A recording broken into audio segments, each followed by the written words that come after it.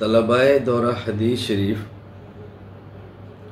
میں آپ کی خدمت میں گزارش کروں گا کہ سب سے اہم بات یہ ہے کہ ہم اپنے موقف کو سمجھیں، اپنے نظریہ کو سمجھیں، اپنے عقیدہ کو سمجھیں، اپنے دلائل کو سمجھیں، اور آپ کا مد مقابل جو آپ پر اعتراض کر رہا ہے اس کے عقیدہ اور نظریہ اور فکر کو سمجھیں۔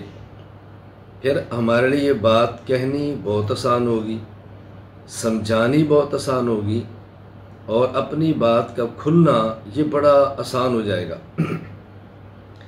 اس وقت ہمارے سامنے صحیح بخاری شریف موجود ہے، جس کا مکمل نام ہے الجامع المسند الصحیح المختصر من امور رسول اللہ صلی اللہ علیہ وسلم وسننہ و ایامہ۔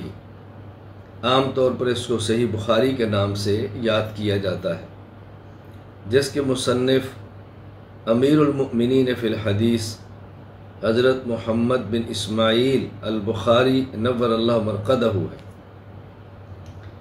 بخاری شریف اہم ترین کتاب ہے، اس میں کوئی دوسری رائے نہیں۔ معتمد ترین کتاب ہے، اس میں دوسری کوئی رائے نہیں۔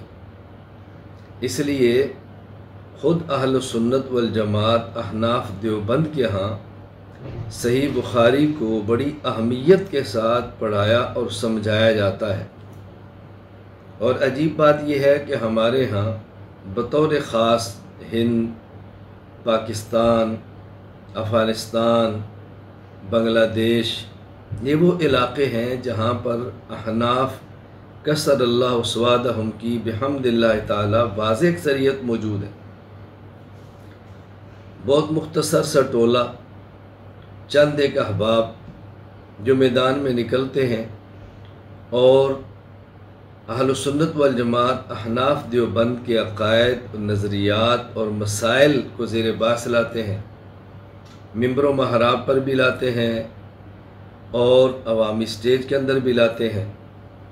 ہماری ضرورت اور مجبوری بن جاتی ہے کہ اپنے حضرات کو سمجھائیں کہ ہمارا عقیدہ کیا ہے، ہمارا نظریہ کیا ہے، اور یہ مخالف کس بنیاد پہ بات کر رہا ہے۔ تو ہمارے ہاں جو غیر مقلدین ہیں، احناف کی مخالفت میں میدان میں اترتے ہیں، وہ عام طور پر صحیح بخاری کو بطور دلیل کے پیش کرتے ہیں اور عوام الناس میں یہ تاثر دینے کی کوشش کرتے ہیں کہ صحیح بخاری کے ساتھ رشتہ احناف کا نہیں ہے بلکہ غیر مقلدین کا ہے۔ اس کے لیے وہ اپنا نام اہل الحدیث تجویز ہی نہیں کرتے، بلکہ باقاعدہ درخواست دے کر اپنا نام انگریز سے اہل حدیث الاٹ کرواتے ہیں، اور یہ تاثر دیتے ہیں کہ ہم بھی اہل حدیث ہیں، امام بخاری بھی اہل حدیث ہے، ہمارا آپس میں باہمی رشتہ ہے۔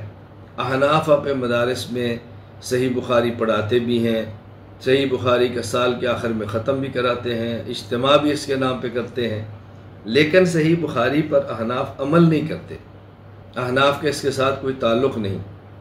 میں انشاءاللہ العزیز آج کے درس میں اور آج کے بعد بھی کچھ دروس میں اس بات پر تفصیل سے روشنی ڈالوں گا کہ صحیح بخاری کے ساتھ تعلق احناف کا ہے، مقلدین کا ہے، یا صحیح بخاری سے تعلق ان کا ہے جو غیر مقلدین ہیں اور تقلید کو شرک کہہ کر مقلدین کی مخالفت کرتے ہیں۔